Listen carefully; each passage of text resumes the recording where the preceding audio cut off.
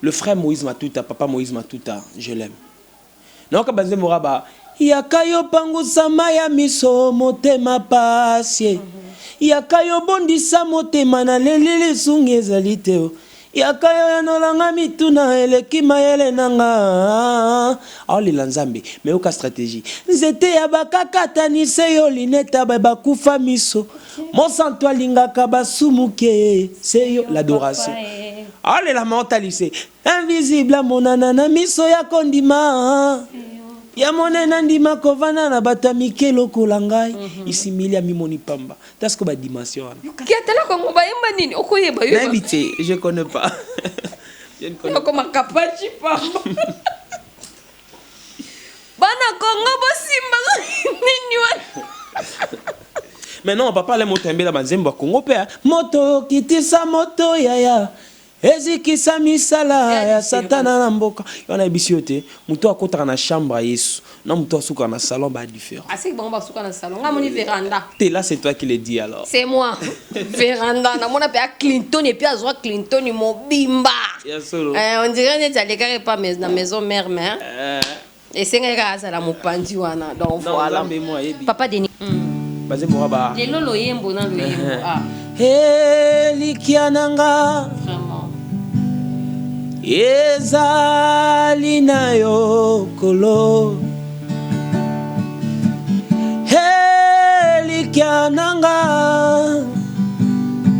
Ezali na yo kolo Yesue Jérusalem mboka na sika Jérusalem mboka ya sika Etonga mipona babulami Etonga mipona babulami Olela teo Pasi teo Minyoko teo Namboka yango na kokende. Quelle assurance. Vraiment, vraiment. Et na ligne ba papa na biso ba le moloto brambasa na moi on tala monta mze moi zo lela lela. Jamais. Au monde même na ba voilà na ba tamoro difficile basé moraba. Naza yesu na bombama na molimo mo santu na nzoto teo. Donc c'est à dire que on a un problème au bout mais à veut faire comprendre Nzambega que yeba ata problème ouais na na yo. Oui, bandeko babolingo tant on a lobaka shalom, cela veut dire que na na casquette ya bonzambe na bonzambe avec Fatou Espérance autrement dire planète dont je suis là, je vous aime, je vous love na ba onyo so balinganga na ba o balinganga te na benga bango ba escalier à gloire, hein, faut bazala kaka. Moi, je vous aime et n'hésitez pas à liker sur notre chaîne. Et là, je salue tout le monde. Yaba balingaranga pe ba oba si ba s'abonner. Sarah Bilaka de moi, je t'aime beaucoup ma puce. Sans plus tarder, bon moninga suna frère na biso lelo eza oyinda loyembo na lindanda. Lindanda na loyembo. Frère Dieso Diaso qui est avec moi sur notre plateau. Shalom. Hein? Shalom Planète Fatou, heureux de te retrouver encore en forme donc. Bola Manzambe Lekebe. Bola Manzambe, écolo et sopana bicolonde. Voilà quoi, shalom et salut à tous ceux qui nous regardent, tous ceux qui nous suivent, nous sommes là. Hein. Donc, je profite de Diana Pesatambote na Franck Capen. Hein. L'ingénieur très intelligent. Franck Capen, c'est un frère de Zala Kimi, Tia Levi, Totondisa. On a moni Kashito di Lolo. Kashimani, ya mama Benalemba. Kashito di Lolo, na pesi mbote encore na Ange Masala. Na pesi mbote na bande connaissent pas la biso à ces moments, na basé belé tellement, basé tellement. Ça mbote na mama te. Na bi que ba question ça yo mituni za ngai. Tango ya to pesa bambote. Ah, c'est qui na na yete. Ta ina. Tu na rappelé question na trop maman. Tu as besoin maman encadrement na sala nzambe sala. Waouh, te. Ce qui maman azate mon boulot, ba sœur wana ba oya. Vraiment, mais heureusement parce que dans zela nga ba yakate donc tous la tinza mbotini de la biso. Te ba oya ba ya. Ya vie, oya. Mais pour l'instant, tout un album, promotion, tout ça. Oui, parlons un peu de l'album. Tout sentir déjà que c'est bon. Ezo betama, ezo yokama. Je salue le Thomas Pepe Mikobi na Katia Mbuzi. Pepe Mikobi yangandeko donc Lambote Belé. Et mon frère aussi Samuel. Hein. Oh, le frère Samuel et sa femme. Samuel. Et sa femme Adassa. Madame Adassa, vraiment. Binotro, Makas. Okay. Je salue aussi mon pasteur, mon père spirituel, l'apôtre Azaf Mampou. Il y a une mission apostolique la Philadelphie, n'a pas si bien beauté, n'a pas si encore beauté n'a apôtre Jedongongo, apôtre Paul Pandi, n'a pas si bangounio son beauté. Voilà papa nangai. Vraiment. Et commis, parlons un peu de l'album Évolution Suko, tout sentir que ça va. Les lots y a na décision y a lindanda. Donc les lots toemba évolution d'eni. Ouais, ça va par la grâce du Seigneur, ça évolue bien. Ça évolue bien, donc Zamba Osunga Biso Moni, Molinda Lobara, le projet fait à l'homme, mais c'est l'Éternel qui dirige le pas. Moni Ban Nzamba, oui, il a raté, Ban Nzamba Zara calme, Ban Nzamba Zara Nzamba Etan Wezo, Moni, c'est la bénédiction de l'Éternel qui enrichit. Donc, tant Wezo qu'on enrichit, ça la protection à Marambutu, et voilà comment Dieu nous protège. Donc, on est là, ça évolue, on a toujours besoin de gens. Le cas de papa Bruno Kitiaka, maman Martine Mouizi, maman Isabelle Moulamba, maman Valentine Mangouni, on a besoin de ces gens-là. Maman Nangawana, maman Sakina Deborah, tout le monde, Baya Lina, Baya Yves, tout, Baya Olivier, Max Diasso, Baya va soutenir et puis c'est comme ça que nous avançons. C'est ça. Je voulais juste savoir, est-ce que pourquoi préparer les bananzambe l'oromoro bouete le quoi concert, le quoi enlever le rideau pour contribuer paix. La promotion album. Bon, moni na chaque moment de choses, na chaque temps à vie, ils ont des tapos et yaka. Moni maintenant là, je ne saurais pas faire un concert, n'a pas propre moyen ou le bac aller dans une église, louer un instrument parce que ça coûte. Alors voilà, et c'est un bateau Bolanda Bisso, muto a Simbami Nanzamba, mon que frère Diedo, je vais te produire dans un concert. Aïe, à produire un concert, n'a pas qualité à bien. Pour le lot, il ne faut pas faire des choses comme dans les ghettos, en fait. Il y a un moni même pour la construction, il y a arche. Il y a un orienté Noé. Modèle, il faut ça pour la arche, même pour construire maison. Il y a un Zambé moni. Zambé mo rende ko tia bango na ba principe qu'il faut même azo détailler qualité le faut même.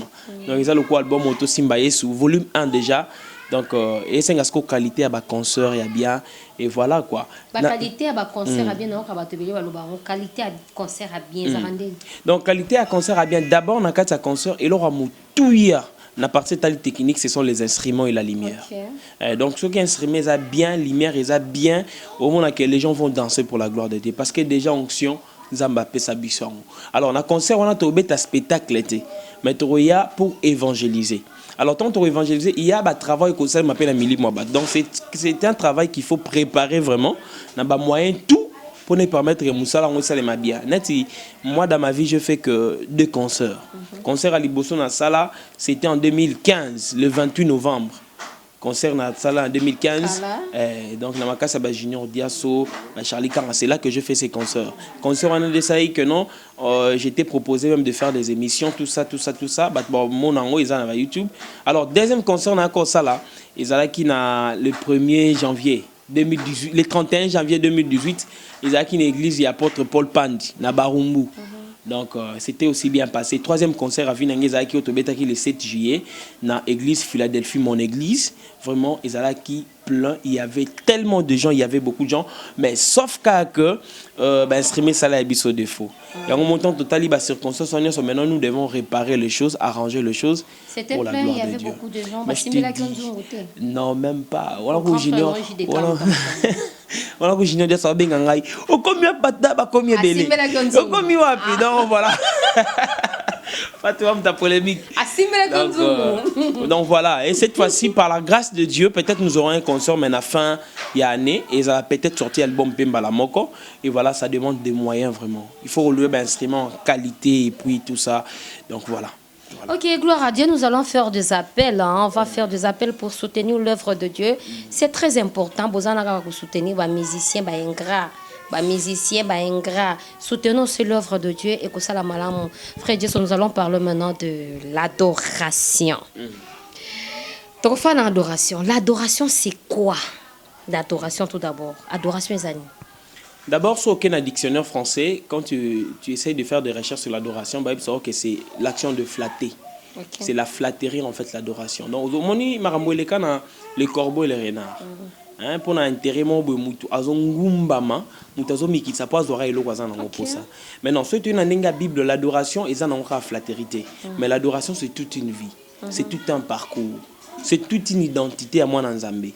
Voilà pourquoi mon femme samaritaine n'a pu tomber à Yesu. C'est que vous adorez la personne que vous ne connaissez pas. Donc, c'est-à-dire que adoration, d'abord, c'est l'obéissance à Dieu, c'est connaître Dieu comme son Seigneur et Sauveur. Au monde, il y a un habit que l'heure vient où les vrais adorateurs adoreront le Père en esprit et en vérité. Donc, l'adoration, c'est proclamer la grandeur de Dieu par rapport à ce qu'il a fait dans votre vie. Par rapport à Yamakamuzamba na vie na yo, réaliser les grands faits de Jésus, de Dieu. Omoni, yangwana ndi babenga adoration. Makambo yo nzambe a traversé na yo. Yangomoni lorsque Dieu a dit à Abraham d'aller sacrifier Isaac. Quand Abraham a conjugué acte wana ya kolongwa, pe kokende, nzambe a dit non, maintenant je veux que tu m'aimes et tu m'obéis. Donc l'adoration c'est déjà l'obéissance. Donc tu ne peux pas adorer Dieu tant que tu n'as pas une vie d'obéissance.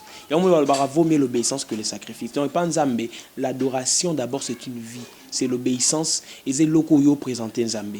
Mon père spirituel, apôtre Azaf, n'a makasi parce que déjà dans mon église, pour chanter devant l'église, il faut aussi savoir enseignement.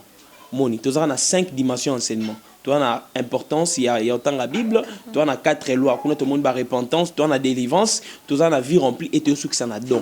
Au monde, sauf si sinon sont deux accès à une église. C'est comme ça dans notre église. De monde qui a l'équipe à bloc, on a tout eux maintenant, j'ai tout fini, à comprendre maintenant les choses. Et on dit que Dieu aime ce que nous sommes pour lui et non ce que nous faisons pour lui. Zambalinga obiso to zaponaï, mais auto ça la ponaïté. Poalinga auto ça la ponaï, à moi non état d'âme na bisonde tozali. Il y a un moment dans Matthieu Zoloba. Dans le jour là, plusieurs diront Seigneur, Seigneur, n'avons-nous pas prophétisé à ton nom? N'avons-nous pas chassé les démons à ton nom? Je ne vous ai jamais connu. Donc, en bref, l'adoration, c'est connaître Dieu et obéir à Dieu. Pour se connaître et pour obéir, pour reconnaître la qualité et la grandeur de l'Okolanzambi. Donc, c'est ça. Ok, mes chers abonnés, je suis avec les Lindanda. Tozana Lindanda et les Lanano. Toyoka parce que Koya Pambate, il faut s'exprimer. Babete nano Lindanda. Dis-moi, na lingami na oka ngwesa langa mawa. Bon, on a préféré que tozonga bana nzembo li bosso na emba na internet on a bimis na 2016. Nzembo sa ba mama Astrid Ngandu. Maman Astrid Ngandu abisinga bi frère Dieu, je ne vois pas qu'est-ce que je peux te donner. Vraiment. Abisinga elle la maman abiso pièce à liputa, ota Paris. Elle na pièce à liputa, elle maman abiso. C'est que ça édifie. Donc j'ignore dire ça maman Astrid Ngandu quand je parle comme ça, na pesipe moi nembote. Donc on est là, c'est la famille. Nazonga non na manzembo. Toyoka.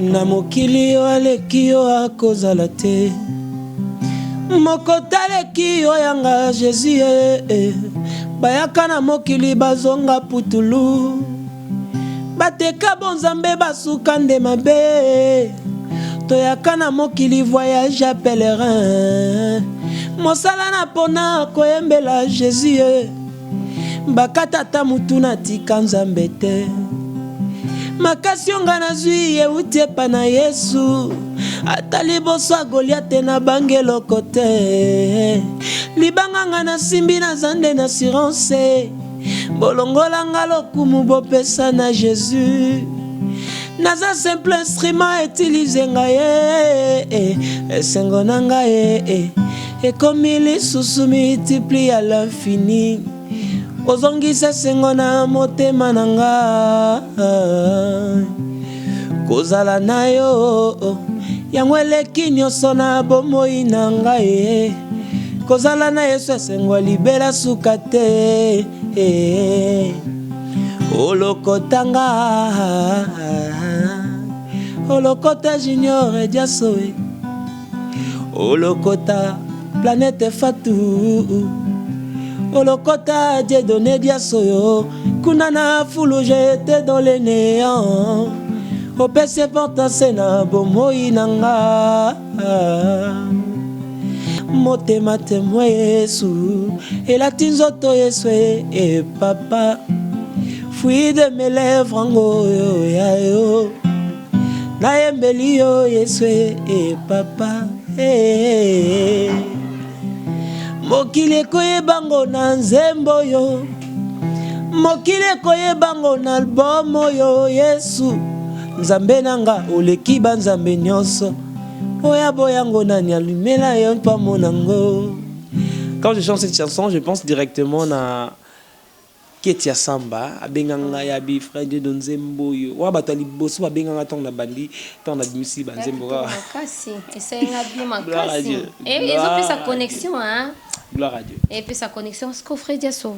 Nabanzembo, selon oreille spirituelle Nanga, nous avons la prédication, nous avons l'évangélisation, nous avons la prière. Ok. Parce que, oh, yayo, Nzembo. Enfin, Nabanzembo, bien que tu as tout dit, mais Zaka, évangélisation, prière, naninité en fait. Bon, lorsqu'on parle de la prière, on voit plus net Nabiso, les gens qui chantent Dieu, plus ils ont un aspect adoration. C'est-à-dire, ils ont un aspect par rapport à ce que Dieu a fait. Mais tellement que je suis saisi par cette histoire, alors Dieu m'a inspiré une chanson, mais mais moi je l'ai chanté. Comprendre? La Bible, Dieu nous révèle, parce que la Bible n'est pas seulement le logos, mais c'est aussi le réma. Donc, la Bible, les écritures, tu as la révélation, le réma. Donc, voilà. Alors, la question, comment j'oublie un peu, tu as la prédication. Donc, tu as même la supplication, le chant de supplication, donc, c'est ça. Alors, rien n'empêche. Plus. Moi, je suis plus dans l'adoration, c'est-à-dire que dans le fait d'élever les noms de Dieu. Moi, je chante plus l'amour de Dieu. Omoni, netingeza passé au kanai manze moboy. Yesu pambolanga, Yesu olobaki salelanga, Yesu mon kolé alelawana. Papa le molo m'a appris quelque chose. Omoni ton tous en intimité papa na maman. Makambo papa na mesuka na chambre, c'est l'intimité. Vous comprenez? Et les qui kuna bana bamona bango na salon bazan en bonne et difforme. Mais makam na bango ba secret et les karana na chambre. Donc c'est à dire que il y a le coup l'adoration ou soit banzembo ngana yemba. Donc particulièrement makam na solana nzambe dans le secret. C'est ce que effet nango makambo sande na est-ce qu'on témoigner par rapport à ce qu'il a fait. Donc ngab je suis plus ya ko élever nzambe na ligne ba papa na biso ba le moloto brambasa na moi on tala monta mze moiseau lela jamais au monde même na ba voilà na ba tamoro difficile basé moraba naza yesu na bombama na molimo mo santu na nzoto teo. Donc c'est à dire que on a un problème au bout mais à veut faire comprendre nzambe ka ke yeba ata problème ouais na na yo. Yosko mo comprendre tel moutazo lela toi ça ne comprendre te on a makambo papa na maman. Donc c'est ça le frère Diedo dans mes chansons je parle trop de ce qui est élever Dieu, rendre gloire à Dieu et aussi kobenga bat kotel sabatu monné na bolingo nzambe net na nzembo infiniment grand. Na sanzambe loni na nzambe nabi que na mokili ale que azate. Mututa le kinzambe. Nabi bayaka na mokili bazonga putulu. Donc c'est-à-dire là je fais voir aux gens que na mokili tu peux avoir de millions, tu peux avoir tout ce que tu veux. Mais quand tu perds le souffle de vie, tu es devenu inutile en fait. Tu n'as pas d'importance. Et voilà. Donc, net na zembo infiniment grand tel si batu grandeur en Zambé.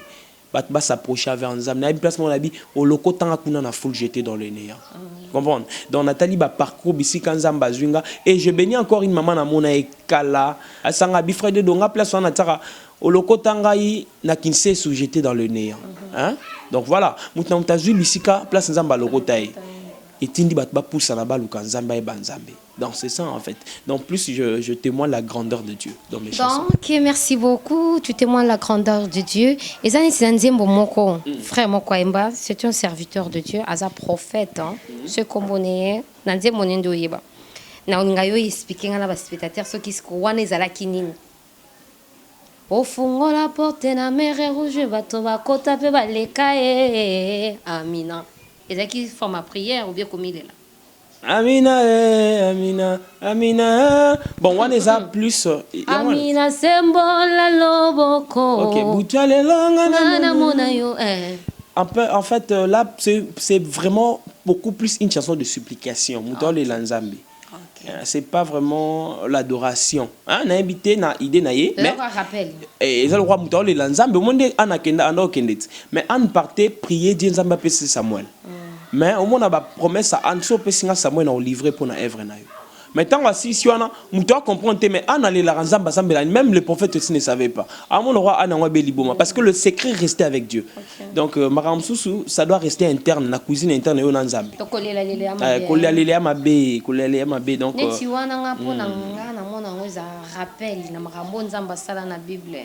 bon, il a rappelé Dieu, mais Nzamba ça ce qu'on a circonstance, il y a vu moi c'est un symbole beaucoup. Moni. Mais exactement que ton babi toi adorer Nzambe, tu mets cette chanson, hein, on a bête aux yeux en côté. Nzambe la commission, bon, on peut des fois l'église to balusa même à Kamboua, to balusa même mais normalement quand on dit des adorations, on adore Dieu, Banze Moraba. Oh Seigneur Jésus, soleil levant. Tu as dit de ta majesté, Banze Moraba sans pareil. Alors à qui pourrais-je te comparer? Adoration. Banze Moraba, oh Nzambe na bomoy. Toyembeli yo nzembo toko yembela yo banzembo raba Yahweh na ekogumba mela yo banzembo raba adoration omoni. Donc c'est un peu dans le cadre wana mais ça hors polémique hors nini mais il y a des explications parce que nous qui chantons tous en oreille to kaka netinga na conseiller ba tuboka bioka lokate. Il y a des gens effectuer la prière dans la Bible. Vous demandez, mais vous ne recevez pas parce que vous priez dans le but de satisfaire vos besoins. Bon, c'est un mabé. C'est un ensemble pour prouver. C'est un ensemble pour moutoyer, mais ça reste dans l'interne. Net yo na limité ou bien maman mon beau tiboy a senga papa blo na miso bana et dans la chambre lorsqu'il sort dans l'intimité c'est là qu'il y a la sémence.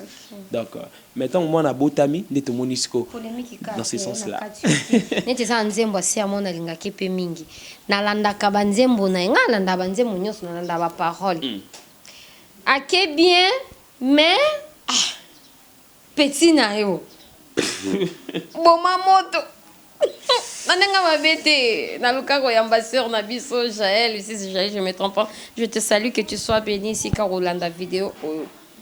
Wana sikoye ça en frère Diaso. Yo zamoyem. Pas tout. S'il te plaît, boma moto. Prolongation. Bon, au Moni, d'ailleurs, c'est pour cela il faut comprendre ce que nous sommes en train de faire. Il faut comprendre. Donc, là maintenant c'est le Saint-Esprit toujours qui inspire du genre bien on est comme à ce qu'on moto parce que l'adoration aux ambilo au Saint-Esprit puis ça rend au Saint-Esprit puis ça rate là maintenant je sens que c'est la chair ou comment oui au moins net bazé monanga sotali même soutenu ba grand frère bande konanga tout ba pasteur de dia son Angola na comment banze momso ebelé. Mais lorsque nous avons pour na côté prière, le Dieu maintenant commence à me dire alors moni nanze monzambe photo évitera blo mo ba terme mon vigueur. Hein petit nayo tielanga na se moni ba blo mo boye c'est pas vraiment du tout bien. Et nga bon net nga na se planning na ligne aller moloto. Moni ce qu'on va aller moloto et mise mon boye.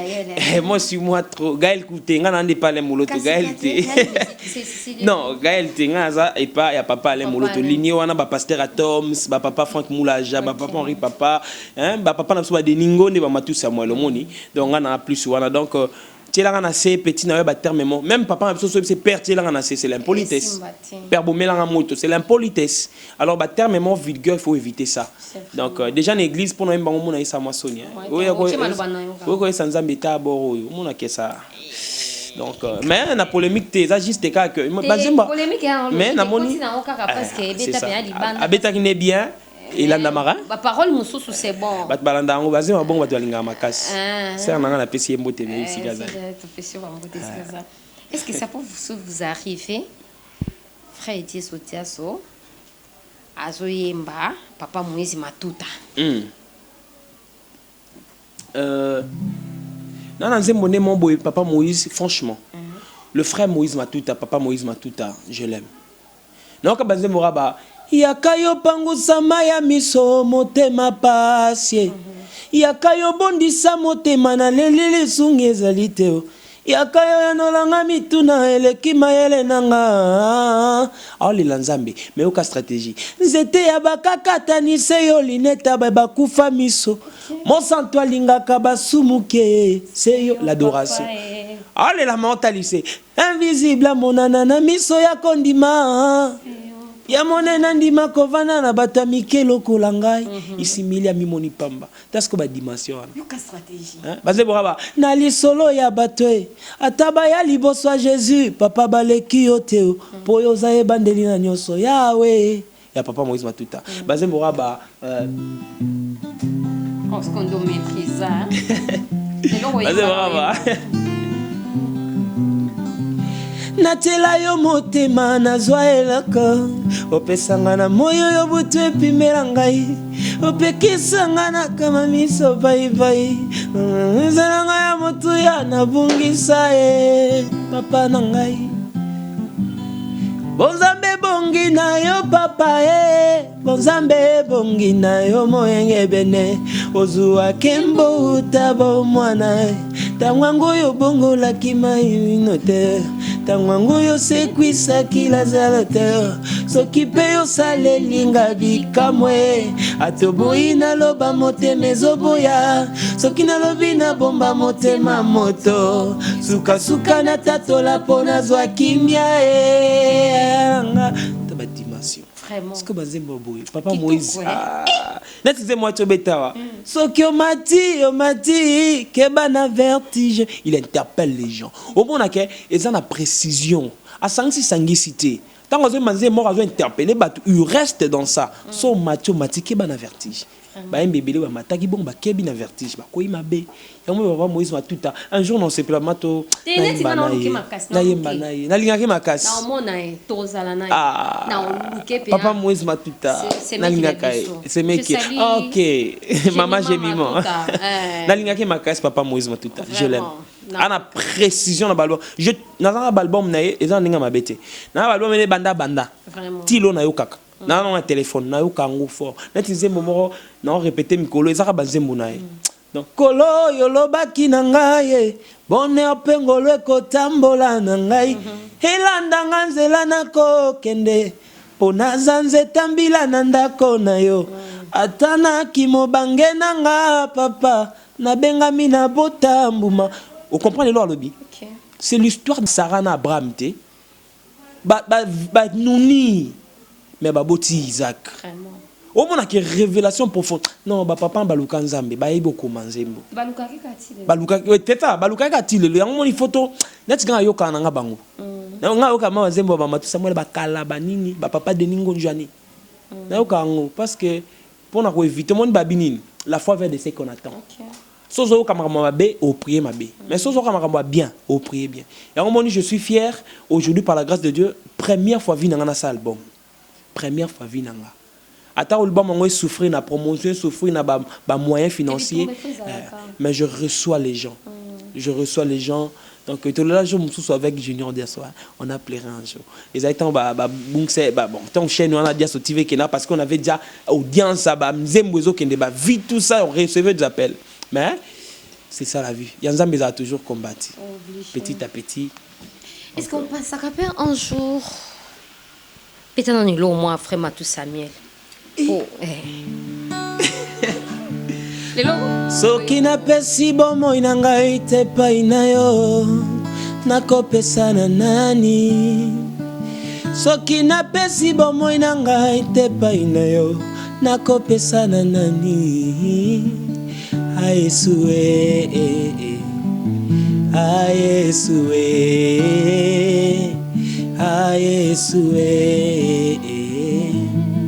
kolonanga Yesu Yesu yo Yesu kolonanga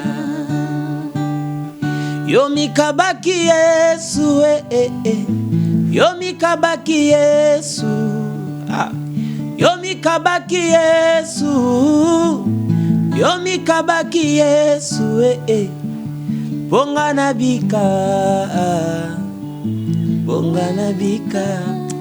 Vous sentir que quand tu chantes, tu as besoin d'adorer Dieu. Vraiment. Parce que Moraba, les cieux disent que tu es digne. Vraiment. La terre dit que tu es digne. Oh, tu es digne.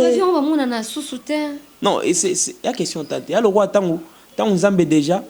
abimisi Moïse ou bien Nzambe bon tant Nzambe abimisi Moïse ils ont pour ça Noé monana c'est une question de temps en fait Nzambe tika bangote par rapport à Mamtoyoka tika bangote l'homme de Dieu reste un homme de Dieu mais bazo yoka na te na circulation c'est ça li kambo attends mon pe lelo moni lelo monde doit évoluer bat ba ko na la mine technologie moni makama Nzambe komi mingi sangisa ko bat ba ko molinga ba bilongo boy yes ouais tu vois ça perturbe un peu mais ce que papa Mathieu c'est ils ont chanté bablo ba méditation papa Mathieu Samuel na kati te frère dia sonné tu ça nze momo ba yemba rapona mboka na mona pe Clinton na kati wa fat mtolo ba j'ai beaucoup de respect na ba grand c'est l'ambiance allez-y comprendre qui a tellement comme ba yemba nini okoyeba yo n'habité je connais pas je ne connais pas comme kapachi pa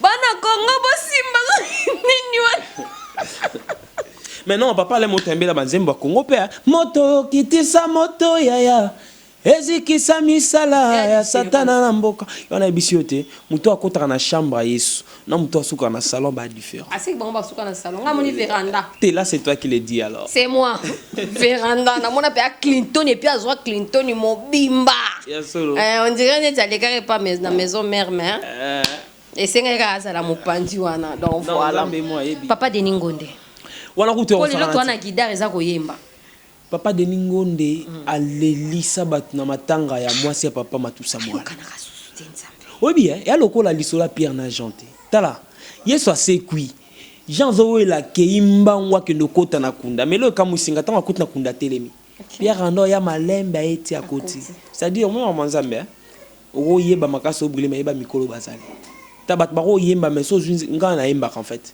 même l'église en Philadelphie ba yebi na yemba trop banzembo ba Denis Ngonde banzembo ba banzembo ba lelo loyembo na loyembo likiananga vraiment ezali na yo kolo likiananga ezali na yo kolo Yesue katina maboko na yo na ekomi bomba sembola loboko na yo na bomoi nanga kolo Yesu Yesu yokolo nanga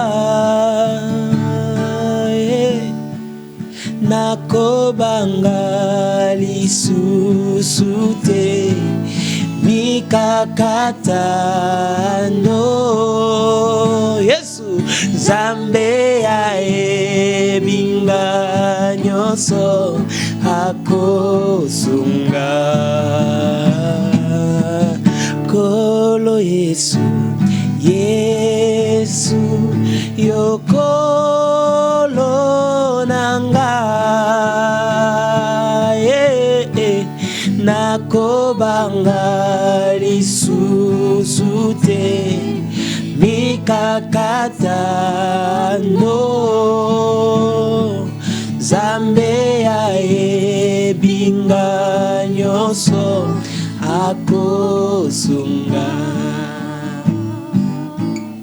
idi na bikakatano obanga te Nzambe ayebi akosunga donc mutu akuna posa Nzambe te Nzambe ngai Nzambe te s'il te plaît au petit non akuna posa lo bango te donc ayesa Nzambe abina yebi na ngake osunga non papa Denis Ngonde na papa mete kobosana te papa mete wana bayemba nze moni moko ekiminga wa mais je lève mes yeux vers les montagnes d'où me viendra les secours natondi Nzambe na ngai po kufela kinga donc bayemba moi je l'écoute deux fois vraiment bazemboka ba maman na biso Jérusalem mboka na sika Jérusalem mboka ya sika etongami pona babulami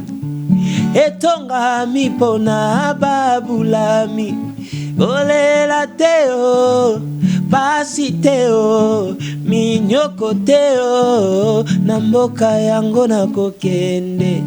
Quelle assurance. Vraiment, vraiment. Gloire à Dieu, en tout cas, le frère que je suis avec ensemble sur le plateau me communique quelque chose. Vous savez, tant que yemba, totanga awa. Awa. Iska ba iba mwana mutu, iska ba sala mamnyoso. Tu sens que mutu azobi misa bonzambe. Parti oyo. Et puis misara bonzambe. Yo sikoko bando yembo kangi miso, mi mwana nti oyemba kana secret, on dirait oyemba nini, kachaka on dirait. Nous devons prier adorateur comme peu adoratrice, il faut baser la vie de prière. C'est ça. Ba papa ozobeta bayaya, ba sala parcours na Nzambe. OK. Malgré karo ngo ezaka moselu, mais tant azo adorer, tu sens qu'il y a Luka Nzambe. OK. Azika. Est-ce que frère Dia soit Luka Nzambe? Frère Diaso. Omi boya pe. Temi boya na maman. Pour qui mon kilinde rete na rabino hein. Ah oui hein. On a bien que dans Maramanzam, il faut toujours avoir des gens qui t'encadrent. Maman, il faut encadrement. Il faut encadrer. Et comme ma maman attend à Tchelo Paki, au bout d'un encadrement, père, comme le père est têtu. On a bien que Bible Binini. Cherchez premièrement le royaume et tout le reste vous sera donné par-dessus. Moutou a une relation dans Zamba et Binzambe. Tu l'as dans un bon côté. Moi, j'ai des grands frères en fait. Il y a un Angolo en Zambie. Si papa n'a pas Yoshua Mbungu, Mbote, berger Yoshua. À Sangabi, Dieu te produira par tes frères. Maintenant, si tu frère n'a pas contribué, belé n'a pas yemba. Ton amoni ba Junior Diasso, Pasteur Dodo Diasso, Max Diasso, Simif Diasso, Baya Alain Diasso, Papa Bruno Kitiaka. Comprendre? Ils ont mis de l'argent pour ça. Alors je crois que Dieu fera toujours grâce. La famille n'a bino. Besoin combien de personnes ont besoin d'appel? La famille n'a biso d'ailleurs. Toza. En fait, famille Abisso, il y a deux pasteurs. Nous avons un pasteur Dodo Diasso, nous avons un pasteur Serge Diasso Nangola Pe.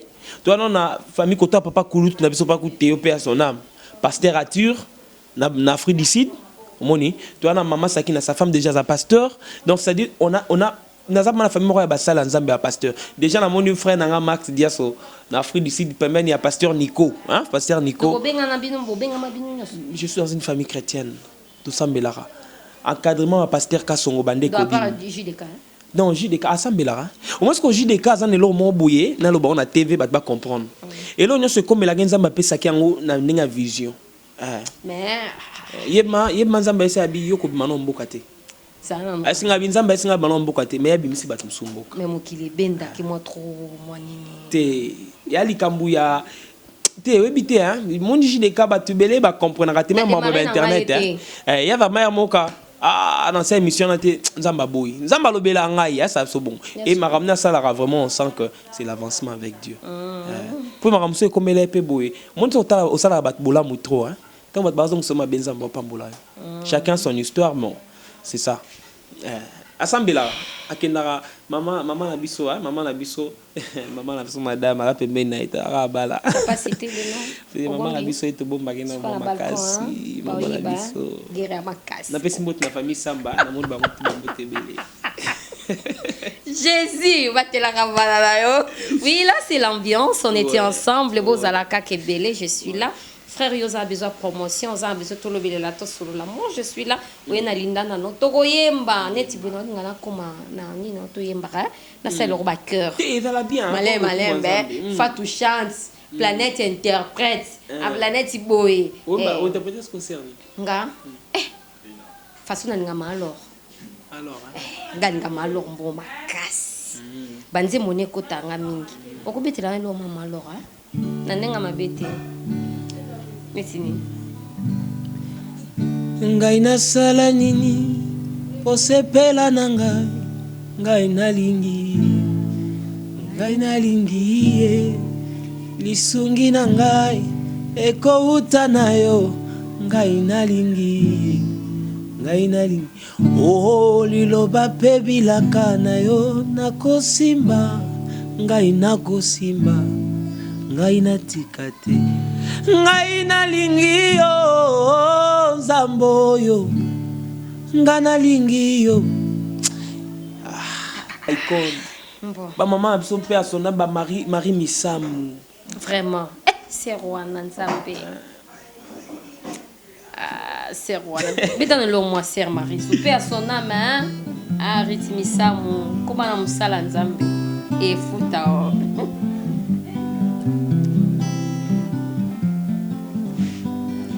Koseka ngai te mpo naza na bibilia na maboko esika nyonso nakokende kombo ya Nzambe na monoko na ngai oyo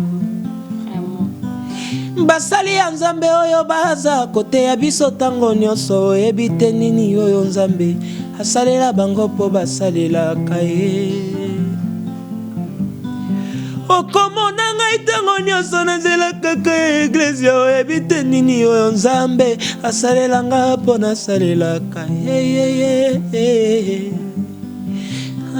ngai oyo nazali reconnaissant makambo asalelanga ya minene papa ye nauti na libulu ya masumu abimisi ngai yo esika nazalaki ya liwa ye abimisi ngai oyo mikolo na ngai yakobimwe kwa makende ya kotanga pongi na ngai na butu kaka bandoto mabe yesu yo Nzamba zwaka lokumu ye mutu akela biso akobendaka biso pe lokwa bandobo na kati ya mai tosaka obonela na misimela pema papa nso bagile mizo tokomoki na oshite mais ntango obeti babiloko espérenga quelque chose obeti tourna madiabu te poani madiabu on peut toyoki bapekisi papa atom sur koloba nini oyoki bongo bapekisi nayoki bayebi bapekisi ye eza nango kaka lisano ya ndembo boye na boye le temps ke yo mpe moyembi bon, en fait, moi, je ne peux pas écouter, mais je crois que Pasteur Atom, ça a Pasteur Aebi. Madiabou, ils ont maison de production. Ils ont battu Benamoni, Pasteur Nabiso Yannick. Oui, je Tumba, Bakisami, Namoni. J'ai vu aussi, malgré tout, à Petro Congo, il y avait des frères qui étaient partis à Madiabou, qui travaillaient avec moi. Tout ça, ce sont des enfants, en fait, des frères et des sœurs qui venaient travailler aussi avec moi. Bon, Bagania était dans Madiabou, malheureusement. Mais il va m'arrêter vie en fait voilà Madiabou est maison de production bon voilà dans une opportunité mais je crois que c'est bien va produire et gloire à Dieu mais il faut pas sentir on a produit Fatou bon netinga Fatou koyemba na habité non na vraiment donc gloire à Dieu pour tous OK il y a des chansons mon ami de tous les gens de tous les temps de tous les jours hein donc voilà basé brava Seigneur Jésus je t'aime je me donne tout en toi que les écailles de mes yeux tombent pour que je te voie tel que tu es amène-moi aux choses simples qui me montrent ta grandeur. Le ciel et la terre suffisent pour décrire toute ta splendeur. Encore. Oh. Maman Nadège, un gros bisou. Il y a Pasteur Atom. C'est ça. Maman a déjà passé à Tom. Et il y a déjà sauté Nadège à Tom Simbala. Papa Franck Moula, j'ai ma bibiche. Ok, gloire au Seigneur, gloire à Dieu. Tu comme il kokene na koshite, to melia, to yembi pe lelo to comme koke koshite madame be na émission na biso comme na suka. Nzembo no yembe ngango te. Litatoli azalia wa. Passer pe aller là en fort. Mais pe sanga mawa.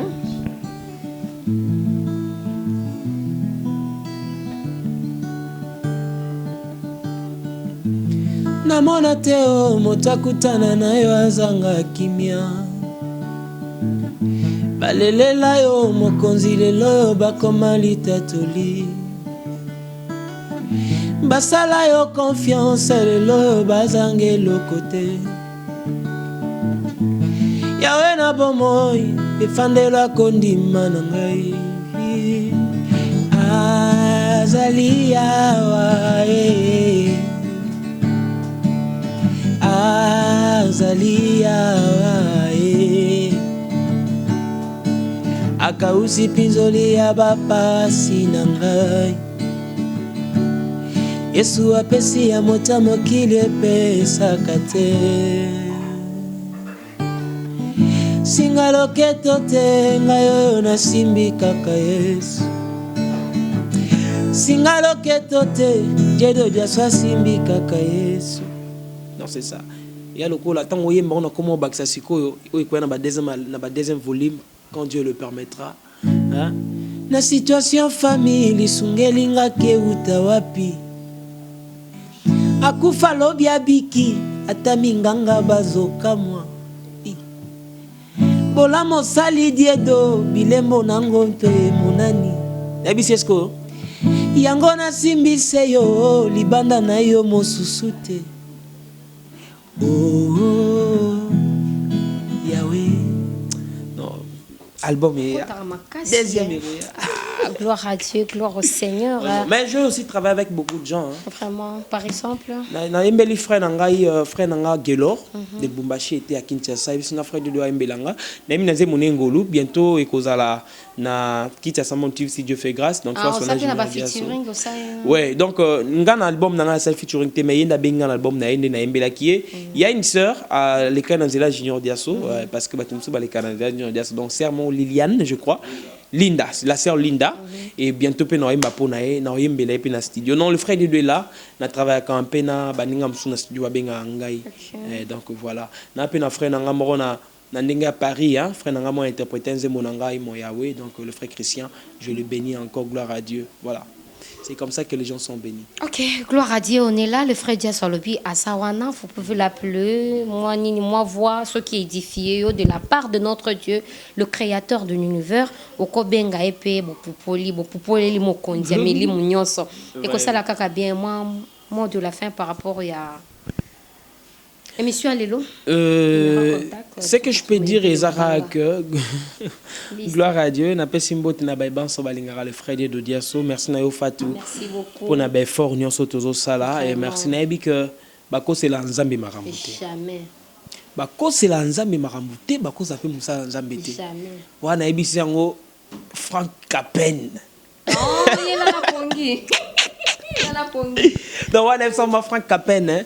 Donc zamba pambola ene bi que makamba bola mwezo ya. Asinga bi na yo ke mission sko abalbum on ezo sengani na FC papa yo ebi.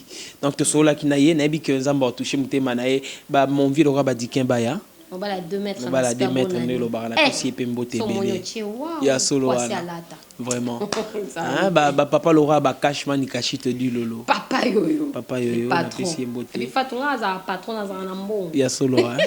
Vraiment. Na pesi mbote na papa Bruno Kitiaka, c'est un papa qui a beaucoup aussi dépensé pour moi hein. Il bossé avec ça na RTNC hein.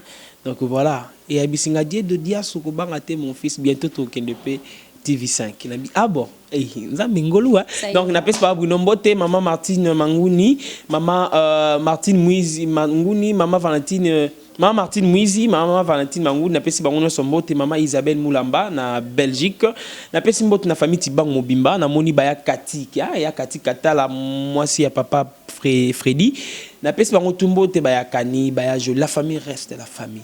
La famille na moni bande konanga tuba libanda mboka ba Diasso nyonso ba ebele na pesi ba mbote ebele et vraiment encore une fois nzamba zara le kum pour notre fille qui était morte Ange Diasso la belle de la famille donc na moni ba ma fille encore Sandra Nzem ba Christian Nzem donc tout ça ba mira tout le monde et ba belle nous sommes là la famille et la famille on est ensemble Dieu bénira la famille certainement ba sanga babi to prier pour na yo.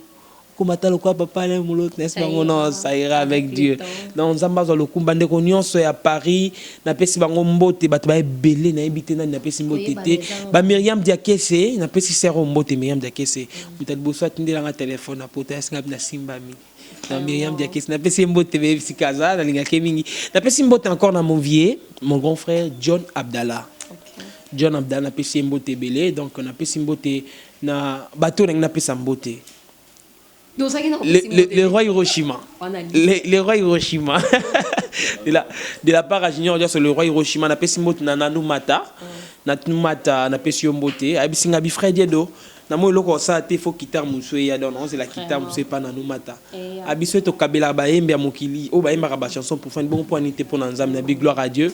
Nanumata na pesi mbote na pesi donc toute la famille na nisu na bosani na habité na pesi ba tout mbote vraiment que Dieu bénisse église na biso mission pour celui qui la Philadelphie et quand même n'apporte Trésaf Mampouya na mon papa Paul na moni ba berger Guilan tout le monde qui sont là ba maman Alec ba maman na ba maman Judith président Eti président Steve, napesi bango Tumbote, Shadrach, tout le monde, Bambote Belé, que Dieu bénisse abondamment. Alors, c'est qu'il faut dire, Ezaka, que le frère Dieu n'a pas un producteur. Je n'ai pas un producteur, mais on a beaucoup de projets. Voilà. Et voilà, ceux qui sont saisis par Dieu, ceux qui veulent vraiment nous soutenir, nous sommes là. Et napesi Mbote Makas na Rich Kwanzambi. Rich Kwanzambi, vraiment, je bénis cette fille de la part du Seigneur, cette dame, excusez-moi. Zamba Pambolaye, Aobunda Makasi, pour la promotion, on a Google, Marambutu, et Bazembo Kota na ba plateforme à téléchargement. Je crois d'ici lundi ou après quelques jours, vous aurez ça par la grâce de Dieu. Donc, appelez-moi, le numéro est là, contactez-moi, je suis là. Ma chaîne YouTube, c'est Dieu de Dias officiel. Vraiment, vous s'abonner, vous aimer ma chanson, vous télécharger. Et je salue encore Papa Moro Ibisiba Nalobi. Non, pour ça, il faut produire. Il faut produire Dieu de Dias. Oui, papa, on comprend. Papa Victor Samba. Mon panzi à maman Bita, na pesi maman ba Florine, na bossa ni combo aïe basé belé ba maman ngana, ils sont tellement nombreux. Na pesi motenariel Samba, on est là, Ketia Samba babi Miradi Samba Kiminga, na tikana Ketia Samba. Na pesi mbote famille Fiba Mobimba Ogi Fiba, bof donc na pesi batutu mbote bibishi diaso singo boaka ngate bibishi diaso. Libanga nangwana. Donc je sais pas battu belé franchement, mais Fatou pour mettre ka batuko ya mara sur émission on les calsus. Il faut les émissions de tous les temps, de tous les jours. Oui, merci beaucoup. Nabayonyo Sobozalaki, Bolanda Kinga, Boemaki. Et surtout, n'hésitez pas à partager le vidéo. N'hésitez pas à liker sur notre chaîne et nous faire des testos et de remarques. Nous sommes là pour vous. Je vous aime et là, je vois grâce à Biningu, il y a Madame Lubambi. Dano Lubambi et pourquoi pas Nancy Kangi ya Karish na Katia Canada et Vanessa Kangi. Je vous dis ciao et à la prochaine. Utabo mwana nangai nanomi swe monateo matoi pe okate yawe apo yako sunga motoyo moya wa mipimela mpongi mpatalaka ngai tango nyoso we ye mokengeli ya nyoso ya ngai nga balukanga na molili poete nazonga mabele moya we abatelaka ngai moya we soki oteme ngai nasuki wapi lelo